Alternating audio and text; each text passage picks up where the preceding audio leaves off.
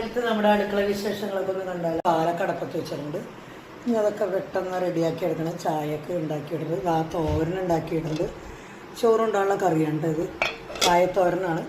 പിന്നെ നമ്മുടെ മെയിൻ താരം എപ്പോഴും ഉണ്ടാക്കുന്ന സാധനം സാമ്പാർ. ഞാൻ പറഞ്ഞില്ലേ, ഞങ്ങൾ ആഴ്ചയിൽ 2 വട്ടം 3 വട്ടം കൊണ്ട് സാമ്പാർ ഉണ്ടാക്കും. സാമ്പാർ പിന്നെ അതാ ഓട്സ്, ഒരാൾക്ക് ഓട്സൊക്കെ എടുത്ത് വെള്ളത്തിൽ കുതിച്ച് വെച്ചേക്കാണ്. ഇനി എടുക്കാൻ നേരത്ത് വേണം പാലൊക്കെ ഒഴിക്കാൻ വേണ്ടി. പിന്നെ അടുത്തതെന്ന് പറഞ്ഞിട്ടുണ്ടെങ്കിൽ ഇതാ കടലക്കറി, കടലക്കറി പുട്ടാണ് ഇന്ന്. പുട്ടപ്പോൾ നമ്മൾ സാമ്പാറും പുട്ടുമൊക്കെ ഉണ്ടാക്കാറ്. പക്ഷേ അപ്പോൾ സാമ്പാറാകുമ്പോൾ ചോറിനും ആകും, നമുക്ക് ചായയുടെ കടിക്കും ആകും. പക്ഷേ ഇന്ന് നമ്മൾ സാമ്പാറും ഉണ്ടാക്കി, കടലക്കറി ഉണ്ടാക്കി. പിന്നെ അത് ചമ്മന്തി, നെല്ലിക്ക ചമ്മന്തി, നെല്ലിക്ക ഉള്ളിയും കൂടി ഇടിച്ചെടുത്തത്. പിന്നെ നമ്മുടെ മെയിൻ പുട്ട്, പിന്നെ നമ്മുടെ പരിപ്പ് കറി, ചോറ്. പാത്രങ്ങളൊക്കെ നിരത്തിയിട്ടുണ്ട്.